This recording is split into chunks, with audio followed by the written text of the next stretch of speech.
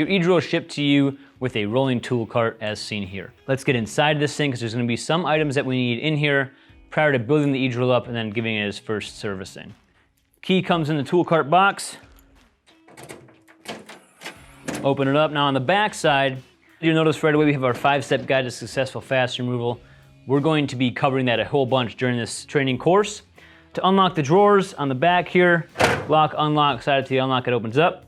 Up top, you've got your hand tool stand for portable movement around the airplane. You got a VFHL locator right there. And inside here, you've got your pneumatics kit. And inside your pneumatics kit, you've got, well, basically everything pneumatic you need to do the job. You've got your OVL, which we'll talk about, your air punch, and then some bomb sights and other things. The top drawer, in this way, it's configured for a customer that is doing a more specific fastener family job.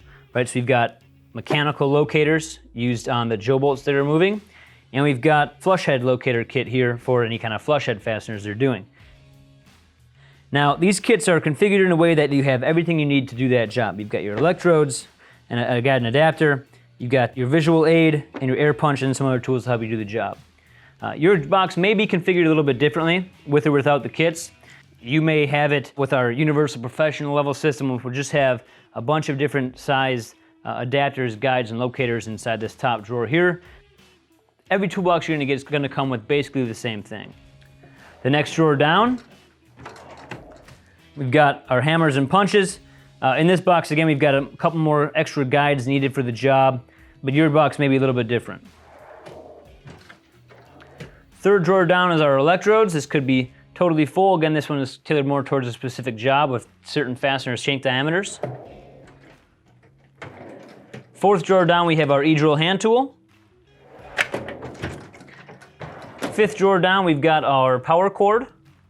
Again, we're gonna need 208 to 240 volts. And in our bottom drawer, we've got our maintenance kit, our filter element, and some S-Blaster accoutrement to help you out with that. In the maintenance kit, we're gonna talk about in a little bit, you're gonna need some items out of that to begin the actual first servicing on the e-drill system.